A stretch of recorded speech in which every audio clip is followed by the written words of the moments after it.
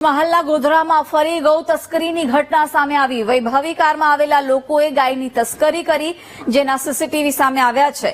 વહેલી સવારે ગોધરાની દ્વારકાનગર સોસાયટીમાંથી number plate વિનાની કાર લઈને આવેલા 4 લોકો ગાયની તસ્કરી કરતા જોવા મળ્યા, જેને લઈ હિન્દુ સમાજમાં રોષ જોવા મળ્યો છે। હિન્દુ સમાજે પોલીસને પડકાર ફેંકીને ગાયની તસ્કરી કરનારા આરોપીની તાત્કાલિક ધરપકડ કરવાની માંગ કરી છે। ગૌ તસ્કરો બેફામ બન્યા છે। સ્થાનિક પોલીસને ખુલ્લો પડકાર ફેંકતા હોય તેવા દ્રશ્યો પણ સામે આવ્યા। મહત્વનું છે કે ધરપકડ કરવામાં આવે આરોપીની તાત્કાલિક તેવી માંગ પણ ઉઠી છે। સોસાયટીમાંથી ગાયને ઉઠાવીને લઈ ગયા હતા।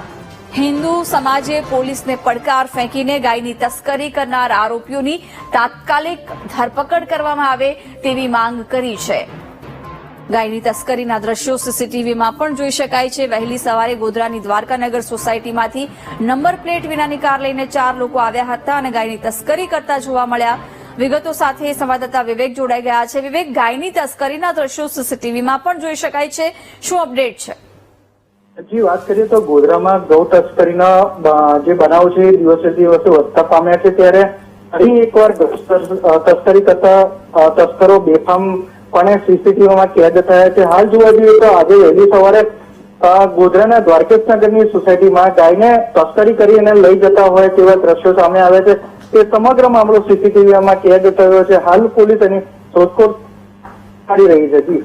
બિલકુલ વિવેક, આભાર જાણકારી આપવા બદલ।